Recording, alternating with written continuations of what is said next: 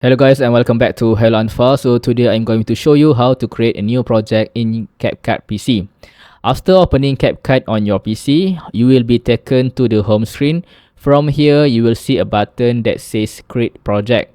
Click on it and then this will open up the editing workspace where you can start building your video. At the top, you will see a preview windows, and on the right side, you have settings and properties, and at the bottom is your timeline where all the editing happens.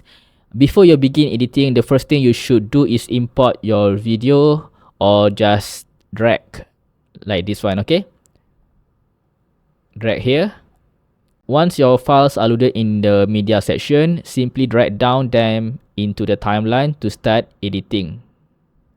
Now you are officially inside your new CapCut project and ready to trim. So that's it guys. If you found this video helpful, don't forget to like, comment and subscribe this channel, and see you in the next video.